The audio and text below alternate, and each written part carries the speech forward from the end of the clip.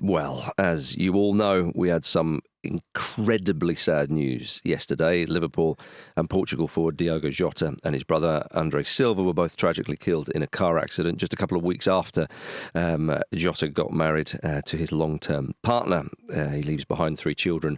He was 28 years old, and this news was just devastating. As I say, you all know it, but it still resonates, and it's still something that one can't get one's head around, Jim. Yeah, it's the details of the situation are absolutely heartbreaking. It's impossible not to think about his young family and also his parents, having lost their 2 sons.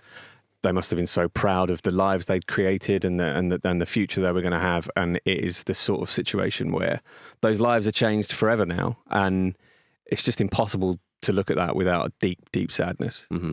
Yeah, absolutely. I think it was. So many messages were being sent to WhatsApp groups, because people are just like, "What? It's unthinkable. It's unthinkable. It's a piece of news to receive that is almost unthinkable, And when I first heard it from Andy, I was just like, "What? What? What are you talking about?" Kind of thing, because it's so unimaginable. All death is sad. Losing anyone is really sad. But when you see a couple of people in the prime of their lives, and in Diogo Jota's case, at the absolutely apex of his career and achieving so much, and being so full of vivacity and life and energy and it does feel it just feels strange to see someone cut down like that in the prime of their life, for fate to break his stride in that way, and is unbelievably tragic and really, really sad. And there's not really much else one can say other than just the tragedy of the situation is entirely overwhelming, and the details are the details, and how good a player he was or wasn't is by the by, because this is a human being, and the football community has lost him, but more importantly his family have lost him, and his brother, and it's, like I say, just unimaginably sad. Yeah, a statement from the Portuguese Football Federation read, "Much more than an amazing player with almost 50 international appearances for the national team, Diogo Jota was an extraordinary person, someone with an infectious joy and a reference in the community itself." And the funeral of Jota and André Silva will be held tomorrow. And the one thing that has come through since this news, and as you said, Marcus, we're all still getting our heads around it. This is under 24 hours since we've heard the news, so it's still very, very raw for everyone.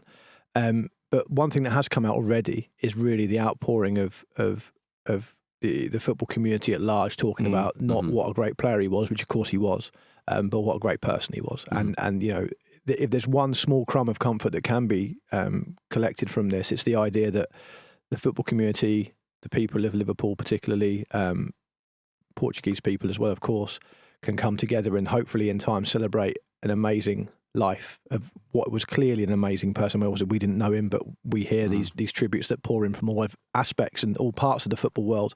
And so that's a small crumb of comfort that he lived his life in an exemplary manner and was a great example to many, many people out there. But ultimately, at this point, the emotions and the feelings are just one of grief and sadness for his family, particularly. I think so many people just you're sort of struggling to process it, because when it is somebody who's high profile and we see them all the time, there's almost like an eternal feel to them. It's a superhuman feel to them. Yeah, you don't think of them as human beings. No, you're right. And I think if you understand what I mean here, with footballers, you sometimes forget, for certainly chaps our age, they're a bit younger than us, but you always sort of see them as older, because you kind of, in a way, you kind of look up to them, or you put them on in high esteem. But yet, of course, as a friend of mine was saying this, but yet they epitomise youth, really. Because obviously, that speaks for itself. Yeah. And so when somebody, Diogo Jota, obviously we didn't know the career so much as of André Silva, but when you have 2 footballers who are, as you say, in the prime of their careers, Jota just won the Premier League, just won the UEFA Nations League. When this happens, it's so kind of shocking and strange, and it will take a while to process this. But when any young person, and they both were young, when any young person passes away, it has a whole extra resonance to it. It's so out of context. It feels like it's against, almost like the laws of nature. Yes. And so that makes it much more impactful. And we do have almost as a kind of parasocial relationship with football players, particularly high-profile ones. We have opinions on them. We feel like in some way we know them because we know their contributions and we know what they're bringing to the world's most incredible sport, right? Of course, we don't know them. And then we're forced to think of them as human beings when something like this happens. And it is overwhelmingly shocking. It's a very powerful thing to experience just as a witness, just as a kind of normal person, experiencing it. So, he would have, perhaps I'm sure, based on what we've heard about him since this news, I'm sure he would have been the absolute, North Star to so many people in his life. And so these people hopefully will get the support they need and to help them through this really difficult time. It's an absolute tragedy. It's like I said at the start, it's unimaginable, it's unthinkable, but it has happened, and it's just tremendously sad. Yeah, and I really, my heart goes out to Liverpool fans as well, because in that same sense, we do have this parasocial relationship with footballers, as you rightly say, and it's a very, very strong one when they're players in your own team. There are going to be a lot of people feeling that loss for a person they didn't know personally, but it's still affecting, and it's still very real, and it's still very painful, and it's just a horrible, horrible situation all around, and my heart goes out to anyone affected by it at all. And we'll see the best of the community up in Liverpool now, I'm sure, and the best of the Portuguese people as they unify and come together to try and get past this as best they can. So that's, again, another small crumb of comfort. But Liverpool, all the clubs in that I've seen in England so far have made their tributes. But even rival clubs, Everton, Man United, have been straight up there front of the queue to share their sympathies as well. So we'll see the best of the community up in Liverpool, I'm sure, in these coming days and weeks. But ultimately, the thoughts, for me at least, I won't speak on behalf of anyone else, but for me, the thoughts are with his young family and his parents, as Jim said. That's the first port of call, I think, for any sympathy. And as I said, the funerals of Diogo Jota and André Silva will be held tomorrow, which will be extremely emotional, as it goes without saying. Diogo Jota and André Silva, of course, who tragically died this week. Our thoughts are very much with their family. Welcome back to the Football Ramble, everybody. This weekend we have the Club World Cup quarter-finals, Palmeiras versus Chelsea on sort of overnight Saturday. Some may stay up for it, some may not. No one will stay up. But this, of course, is a replay, if you like, of the 2022 Club World Cup final between Palmeiras and Chelsea. The Palmeiras head coach, Abel Ferreira, is very much after the Club World Cup. He apparently turned down offers from abroad because he said he's wanting to make Palmeiras presumably the best club side in the world before he leaves. And of course, if they could beat Chelsea, Chelsea are the most fancied side left in the. Well, okay, I think PSG are, but the data seems to say that Chelsea. Well, are. According to the FIFA World Club Cup Opta winner predictor, which Sky Sports have named it, it rolls off the tongue now. It really does. Just say Opta. Yeah. Opta have predicted. Say the Opta supercomputer. There we are. It's all tagged up. Chelsea are now favourites for the Cup. They have a 26.44% chance of winning it. PSG are just behind them with 25.45%. Real Madrid in third with 16.59%. And Bayern fourth with 14.78%. The two Brazilian clubs are bottom. Al Hilal apparently have got a better chance than those two Brazilian clubs. Yeah, I think this is a statistical quirk of the draw, though, isn't it? Essentially, that's created these. Oh, because PSG are in a much tougher half. Exactly, Yeah, of course it is, yeah. Them getting there in the first place. Well, you say that, I didn't realise that. Yeah. Well, you've got. Are you not fully focused on this? Let me put it this way. You watched Glastonbury and you've forgotten all about this. I'm more interested than Jim. Wimbledon. Oh, sorry. You watch I'm Wimbledon. more interested in it than Jim, and I'm less interested in it than you. A little sweet spot. There we go. Yeah. I think I get that. I understand the half of the draw and everything like that. I think it would be. We're going to have one of Fluminense and Al Hilal in the semis, which is quite interesting. Great, yeah. And to me, there would be something more exotic about having a non-European team win it. Sure. I can't quite put my finger on why that is, but I think you guys know what I mean. So I have a Brazilian friend, and he was asking me how it's kind of perceived over here, and he was saying that he lives in Sao Paulo, and he's saying that every bar you go into, there's the Club World Cup is on if there's a game happening, and everyone is essentially supporting the other Brazilian teams unless they're their direct rivals, and they've really sort of come out for it as you expect, and obviously. some of the Brazilian clubs have taken the opportunity to have massive digs at each other based on their own success there as well. So I suppose there's a factor there. But generally speaking, there's been a lot of support, even for the Argentinian teams in Brazil apparently. And the idea of the Mundial, which is obviously the world title, is huge and important there in a way that we don't really think of it here. So that is that extra motivation. And I think you're right. There's certainly a romance to it. If it's an all-European final in particular, it would be a shame. Well, I think there's romantic elements to the tournament still, despite all the cynicism around it, right? So it can't be this because of the way the draw is, but for example, if it was an Al Hilal, PSG final, it's a bit, and I said this, I think I said this at the start of the week or maybe last week, there's a feeling that Chelsea are gunning for this because it kind of fits their kind of energy, their kind of aesthetic. Yeah. It does. And the nouveau riche. Yeah, if you have a Chelsea or an Al Hilal or a PSG, it's kind of like, oh, okay, right, yeah, you've done your bit. We've developed this ridiculous money focused. But Real Madrid want it. They said it would be appropriate for them. Yeah, they're the Death Star. They're old money. Yeah, old money always gets a say, right? Yeah, I think if we were to see a Fluminense or a Palmeiras win it, it would be a little bit of a fuck you, wouldn't it? Yeah, massively. So I think there is still interest in there. What's interesting to me, to make it a more broad chat about these games, just to open it up a bit. What's interesting to me is I guess trying to understand from you guys how you feel about the idea that if we had two quarterfinals in the Champions League that were PSG versus Bayern, Real Madrid versus Borussia Dortmund. And Real Madrid versus Dortmund's a bit of a kind of classic Champions League fixture. It is. We'd be a lot more excited about it than we are here, even though these are literally the same fixtures. But I think that's why it's not exciting here, because we see it a lot already. I don't think it is that. I think it's because people haven't fully accepted the legitimacy of this as a tournament. Possibly. I'm sorry to say that, Marcus. No, I'm glad, because Jim and Andy, and Andy went to see the damn thing. He supported it. Really dismissive. He's lined their pockets. Yeah, but Luke isn't saying he's on board with it. He's just talking about the sort of broader feeling of it. I sense the tide is turning with the mind of Luke Moore. You take how many kicks did it take? Jim, I'm not comfortable being the canary in Marcus's mind. But you're coming round to the idea. You just think it's a bit over. My point is, as we said on the mailbag, and you're on record as saying this, that there's a tournament idea in there. It's just a bit over bloated and it's also ridiculous poorly executed on the schedule. Yes, to me that's self-evident. I mean, that doesn't seem to be that controversial. Yes. To me, the issues are of player welfare and also of players being overplayed, which then has a detrimental effect on the rest of the game throughout the world. And you know what FIFA are like? They will want to expand the tournament and they will want to make it every 2 years. We know they want to do that because they've said they want to do that, and they just kind of do what they like. So to me, although there's been some good games, it's not really justified its existence. I mean, we're sort of repeating a conversation we had the other day, but that's how I feel about it. Well, Jim, Palmeiras head coach Abel Ferreira has called upon American fans to support them because it is the 4th of July today. That's clever. And he's trying to drum up support. Lovely little move, that. A lovely one, yeah. American soccer fans may well be in good mood because the US have reached the final of the Gold Cup. That was in front of a full stadium, as was Mexico, when they beat Honduras. A lot of fans there.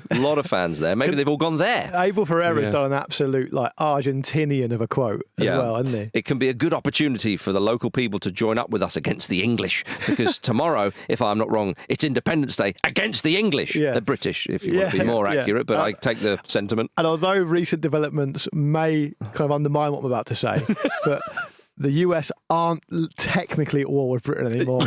And it's been quite famously about 250 years. I always find it funny. I remember some people from the States coming here and it was 4th of July. They were like, oh, we didn't want to celebrate it here. We didn't want to upset anybody. And I was like, why? Yeah. It's like, was it independence from you guys? I was like, oh, yeah, I never really think about that. My granddad said to me, I went over to the US for a summer with my, obviously, American wife. And I saw my granddad, who's still with us at the age of ripe old age of 93. And he said to me when I told him I was going, you're going over, are you? So yeah. He said, what, this week? Yeah. He said, he just looked at me, went over the top of his paper, he just went, keep your head down. Yeah, there you are. Yeah. Well, maybe they'll drum up some of the American support. Who knows? But we do have there's some interest here. I mean, we just touched on it. But Al Hilal, for all their kind of whatever you want to call it, unsavouriness, they've knocked out Manchester City in a kind of dogfight, really. Yeah. And Fluminense, I mean, if they can beat Manchester City, they can beat Fluminense. And as I've always said on this show, you can check this back over however many years we've been doing it now. If you're in the semi-final, you're in the conversation. You are. And so if they get past Fluminense, who knows? I mean, they've got a really, really talented, very experienced squad. They'll be the favourites in that game, for sure. Well, indeed, Jim. I mean, the Opta supercomputer would back you up on that. Well, not only that, Marcus, it would never lie to you, Jim. No, it's not capable of it. It doesn't know how to. And we should welcome, and yes, I have been watching a lot of Adam Curtis this week, we should welcome our new computer supreme overlords. Hey, what a world it will be if the singularity is achieved by the Opta supercomputer. It's not impossible, is it? It's going to start somewhere. Yeah. There's going to be a ground zero. And it would come back and it would just say, do you know what we're going to do now? Just football. That's it. That's all we're doing. Yeah. Well, this does feel like the start of that, doesn't it? It does a bit. You know, another interesting... Infantino's, he is just an AI thing, isn't he? That would make sense if he was a robot. Mm-hmm. Yeah, he doesn't seem like a real person. Another interesting kind of element of these two fixtures is Esteval Willian. Yes. The young Palmeiras winger who's obviously going to join Chelsea in the summer. I think they actually signed him last summer, didn't they? And he is very highly rated in Brazil, like kind of next top line big name player rated in he's highly a way. rated, Jim, because he's leaving. Well, indeed, but in a sense that I think he's the kind of Brazilian player that's never come to the Premier League with this much hype at this stage of their career before. We've obviously seen Vinicius and Rodrigo go to Real Madrid, and Endrick, of course. But he's rated in a similar way. It will be very interesting to see how he adapts to life in the Premier League, and this will be a little kind of a strange little game, right? With him playing against the club he's moving to? Well, it will be. And it might be stranger if we see João Pedro playing for Chelsea. But he's there. He broke away from his holiday obviously to sign for Chelsea, and apparently he's going to go over there. He was a Fluminense youth player as well, so maybe there's an extra narrative. But he could be drafted in at some point. It seems unlikely, but he might be, because Chelsea are going to be without the suspended Moises Caicedo, would be a huge miss, and Romeo Lavia is a doubt. So they are going to have a rethink in the midfield. You would imagine Enzo Fernandez might drop a bit deeper, which would be a bit of a shame for him. I mean, João Pedro to go from holiday into the heat of America and start might be a little bit fanciful. I mean, he would love that. Surely that would appeal to the nature of how footballers think about themselves, though, right? Oh, indeed. Main character energy, isn't it? But Maresca himself has commented and gone, whether he's ready or not, we'll see. I'll just put this out there. Go on. Opta are reporting that Lavia will start. Ooh. But I need to caveat that by saying I don't think it's the supercomputer that said that. I think it's just a normal person. Like the assistant, you can't really trust the computer. No. It could be the assistant to the regional computer. Yeah, but they have said that. Yeah. Okay. Fair enough. Well, Chelsea are apparently set to sign Kian Best, who was recently at Preston North End. We spoke about his departure when he found out he was leaving after seeing an Instagram post from the club announcing his departure. I mean, he has had the last laugh there, hasn't he? This is a strange story. Yeah. I've not seen Kian Best play that much. Clearly, there's a it just feels odd that he's surplus to requirements at Preston, and he's been hoovered up by one of the biggest, most successful teams around. There must be something else going on there that I don't know about. Well, it is odd. I mean, if you look, that doesn't narrow it down. Yeah, true. I mean, Preston North End manager Ryan Lowe did say in an interview that Best has a wand of a left foot. And his name's Best, so yeah, we'll go with that. It's much easier to stand out with a good left foot than it is a good right foot, though. Do you think so? Come on. It's much more common to be. It's very valuable. If you're a really good right-footed player, people don't notice as much. Yeah, they don't, do they? Well, do you think there's more opportunities? There's more work for those with the left foot. It's more prevalent, definitely, if you're right-footed. But I think also it's a bit like if you watch a golfer. A really top golfer, I know you won't because you don't like golf, but a left-handed, it's like me in tennis, but a left-handed golfer. I know you're talking. Yeah. I'm on board. Well, that also applies to tennis. Probably does, yeah. Hence Rafa Nadal's massive left arm. Yeah. He wasn't actually left-handed, but he learned to play left-handed because it's harder to defend against. Right. There we go. You've summed it up much better than I could. Yeah, there you are. It just looks better with a left-handed golf swing. Oh, right. You think it's an aesthetic thing for you? I think it's not just me. I think a lot of people would say the same. Michael Richards was saying this quite recently as well. I don't agree with my own opinion then. So what you should have done was you should have said thank you to tennis for providing us the example, and do watch Wimbledon because the coverage is brilliant on the BBC. I tuned in to a bit of tennis yesterday. Oh yeah. Just thought I'll stick it on. Yeah. And what did I see? I saw a vaguely generic posh British man go out early. Satisfied everything I need to know about it. How dare you? Well, that's what happened. He's one of our brave boys. That's one of the best bits. Yeah, is that the whole point of it? Yeah. Okay. Well, Good to know. Well, elsewhere in the Club World Cup, Paris Saint-Germain take on Bayern München. Bayern reportedly interested in signing Marcus Rashford. How about that? Yeah. I wonder who seeded that story out there. Yeah. I mean, if he's 40 Marcus million... Rashford went to the club shop and bought a baseball cap, and his agent seeded that out to the press. Could well be. Yeah. I mean, he's supposedly available for £40 million, right? So if someone can convince him to take a wage cut, that's potentially a very, very good deal. My feeling is, and this comes from the stuff he said about Barcelona, I just think, and this is not meant at all as a criticism of him at all, because I imagine there's many, many people out there the same, and I'm sure I'd be the same if I was a top footballer. I think there's an ego about him, and he wants to just play at big clubs. Mm-hmm. And I think that I think that's fair enough, though. Right? I don't think I think there's nothing wrong with it. Aim high. But I think what Jim's saying there, it feels like there's a bit of truth in that, i.e. that he will be able to tell himself perhaps that it's not a climb down to take a wage cut if you're going to Bayern Munich or if you're going to Barcelona, because it's not a step down. Yes. So I think that I don't know what Bayern's interest is, but I totally understand why he might want to do that. Yeah, apparently PSG's Fabian Ruiz has been the subject of interest from Manchester United. I'm sure he has. Yeah. They'll be able to ruin even him, I'm sure. Yeah, they ruined Wonderful Ruiz. player. Yeah. Will not be a wonderful player this time next year if that happens. Do you think the hierarchy at the club they were watching back the Champions League final, it happened to be on, and they were like, we should sign some of these. Yeah, they look decent, these lot. Bloody Nora, they would improve us, I think. Yeah. And they're out of the Club World Cup, which is presumably where Man United would want to be. Probably sacrifice a spot in the FA Cup to do it if they wanted to. Oh, it's an old reference, but it's one that still stings. It's 25 years old, and it's still raw.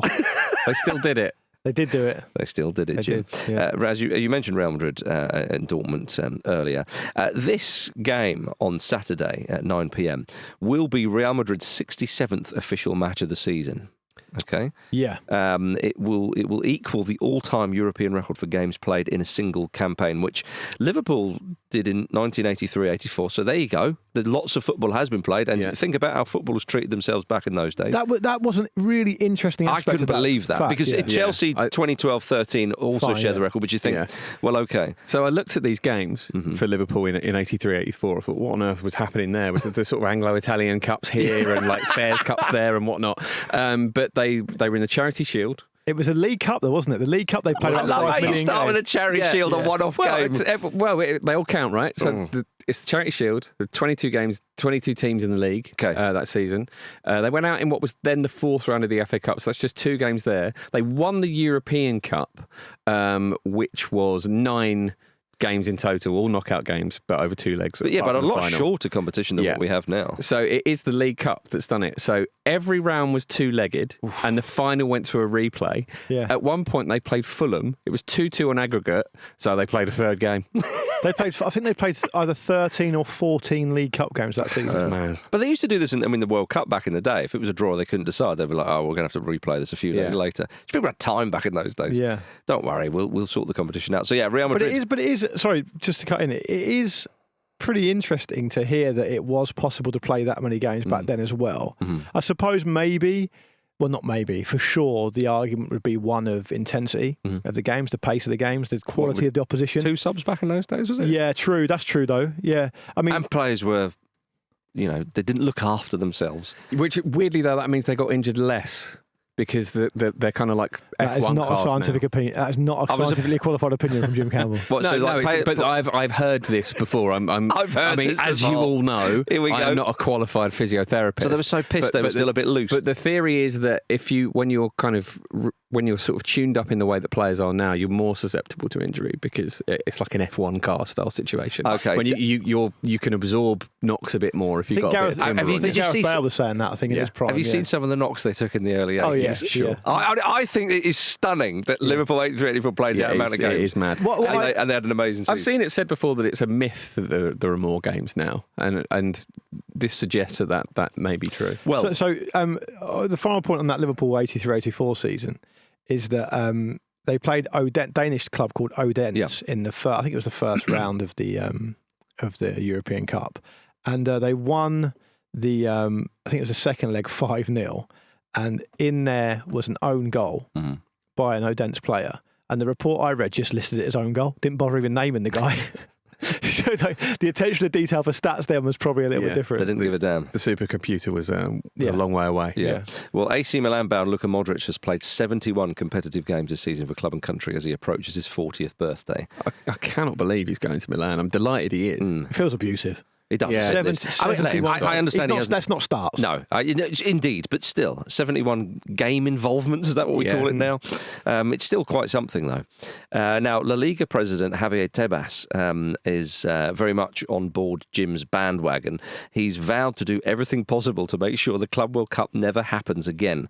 He said big clubs ask for more days to rest, but they earn 140 million euros, twice the Alaves budget, and then they ask for more time to prepare. He's absolutely fuming with Real Madrid about this. Yeah, but it's like that meme you see on the internet, isn't it? Oh no, terrible news. The worst person in the world just made a really good point. Yeah. This is brilliant in a sense because he's fairly openly fuming with Real Madrid. They already think that his organisation is conspiring against them. Next season's going to be brilliant, isn't it? Yes, it is, yeah. So, Javier Tebas could be the man to bring it all down. Coming up after this, a victory for gamers everywhere. Now, everybody, the Club World Cup, of course, isn't the only football happening this weekend. The Women's Euros are underway in Switzerland. Bad result for the home side. Switzerland, of course, against Norway. I felt really sorry for them because they were really geeing themselves up for this. They said this could be a game changer for women's football in Switzerland. And look, they're still in the competition. But Norway came along and burst their bubble, Luke Moore. They did. I didn't see this game, but I did see the Spain versus Portugal game. Oh, they look good, Spain. Did you see Esther Gonzalez's first goal? Oh. My goodness me! Ball comes over completely impromptu, improvised back heel past the keeper. It's already the highlight. It's already the goal of the tournament. I mean, that's churlish. It might not be, but so far it's certainly the moment of the tournament. They were very dominant. They look really, really good. They look tasty. Yeah, I think a lot of people talking about Spain. Understandably so. England, obviously, as the holders. But they start tomorrow night, don't they? They do. Tough first game against France. They're in England, of course, in a group with France, Netherlands and Wales. Wales, I believe, are playing their first ever major tournament. They are. France and Netherlands. Interesting story with Wales. I know the BBC did a documentary about them the other night, last night, saying how the women's team nearly basically folded, like it nearly sort of finished, and now look at them there. They're in there. So, which, by the way, is a disgrace. Yes. I mean, the very idea, I didn't see the documentary, but the very idea that a proud, important nation like Wales wouldn't have an international women's football team is ridiculous, and it should be called out as such. Yeah. I don't know how close they came to that happening, but I mean, it should never be even contemplated. Yeah. Well, they're here. They're on the big stage, and they're playing at the Euros. Good luck to them, but not against England. Yeah. Exactly, yeah. If you're looking for uninterrupted coverage from on the ground across Euro 2025, then look no further than Up Front, our women's football podcast here at Stack. Chloe Morgan and Rachel O'Sullivan will bring you all the latest from what should be a cracking tournament. They'll be releasing episodes 3 times a week through the Euros, so hit the link in the episode notes or search Up Front wherever you're listening to this to subscribe now. Right, everybody, it's time for a Robbie Savage update. It's the words that no one wants to hear. Well, we mentioned Savage's interesting move to Forest Green Rovers on Wednesday. Well, yesterday, the club announced the permanent signings of 3 players from Macclesfield FC, where, of course, Savage was the manager. I mean, he was on the board at one point as well, wasn't it? They're a Phoenix club. It's like that is a quick villain arc. Does it happen all the time, though? Do managers always take players they want? Yeah, I guess so. Yeah, but he did so much for Macclesfield Savage. Is he thinking, right, I'm just cashing in a couple of my shares here? We have to get behind the idea that the longer he stays in this job, the less media work he can do. Yeah. That is the takeaway for me, you two, and everyone listening here. Like, that's the most important thing. So if this enables him to have success as a novelty celebrity manager at Forest Green Rovers, the 4th one they've had that I can think of, behind Troy Deeney and Duncan Ferguson, the 3rd one I can think of, then we need to wish him all the very best. Yeah. Because if it keeps him off the BBC and it keeps him off TNT, it's something we should all get behind. TNT could be no Savage, no Ferdinand. There's definitely going to be no Ferdinand. Yeah, they might simply just be boring. Yeah. A beige age is on the way. I would take that, though.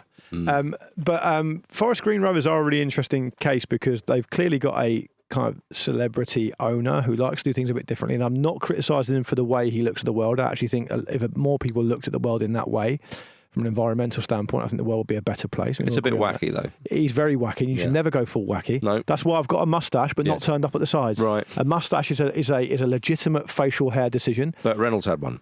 Tom Selleck. There. The moment you start turning it up at the sides, it gets wacky, right? We don't want and that. waxy. But what Forest Green are historically a non-league club, right? They've had a flirtation with the Football League. They're now back in the non-league. The way they feel, the way that Dale Vince seems to have wanted to do things recently is to grab headlines by hiring managers that have got a story to them, whatever they may be. So Duncan Ferguson didn't last very long. Tough guy. They then made a very strange decision to hire Troy Deeney. Tough guy. Didn't work either. Steve Cottrell, see why that didn't work, and now they've got Robbie Savage. They've had, I think they've had 10 managers in under 4 years.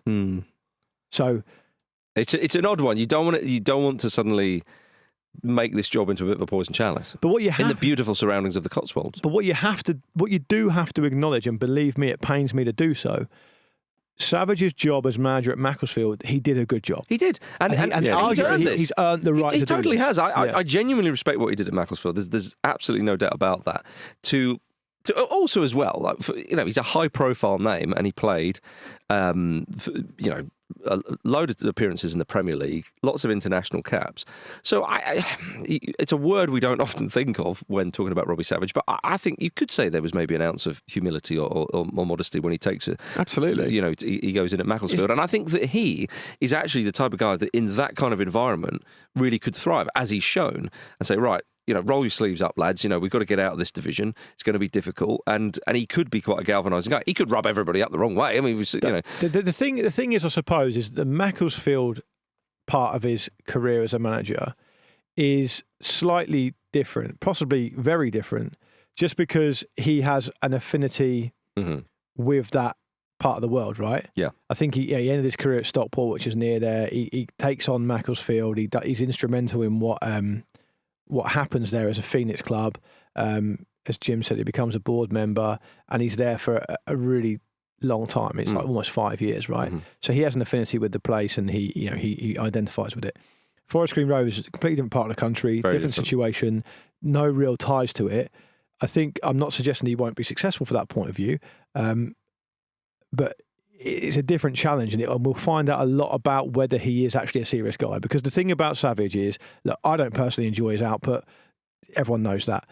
But the thing that's dogged him is that, and I personally think, just observing him, and I've been in close contact with him on occasion.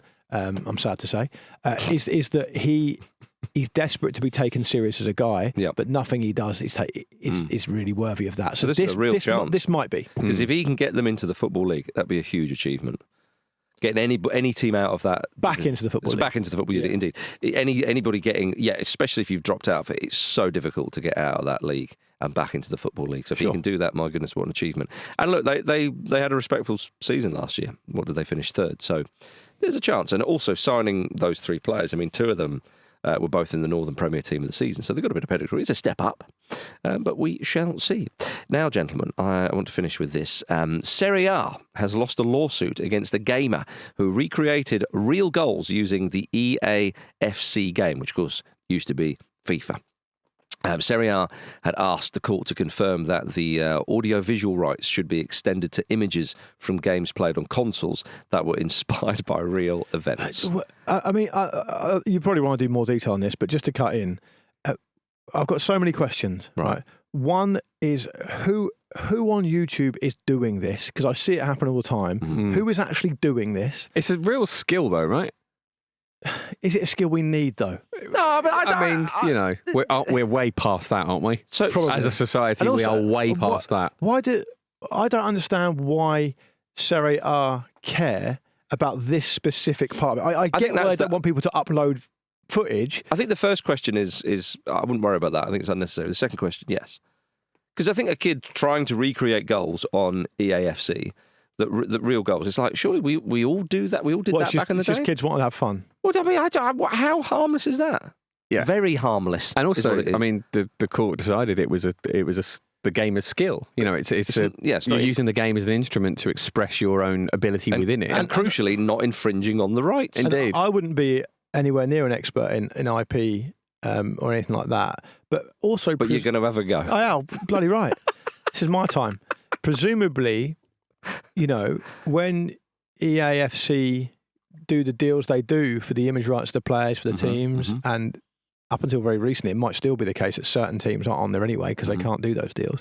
Once they do those deals, like, you've signed that away, right? But also as well, I just love that away. I love the fact that you might have some miserable sod just watching the game, like live stream and going, right, if he cuts onto his right foot and rather than top corner, that's just like that Kaká for goal for AC Milan. He's done it right. Get on. What is this nonsense? What it could be is that, you know, when you're looking for highlights of something and you think you found them, like it's an international week or something, and it turns out to be from EAFC. That happens all the time. Yeah, and it's really annoying. Yeah. Someone's just had enough of that. It's like, right, I'm taking this kid down. I am taking this kid down. I mean, it's the same one every time. A few weeks ago, remember when the Bulgarian TV channel used those highlights from EAFC instead of actual footage when discussing the game? I'm pretty sure back in the day there was a big boxing fight. I forget who it was, but a certain channel didn't have the rights. Did they replay it on a... Just play got Mike Tyson's Punch Out. They got two other guys to do it.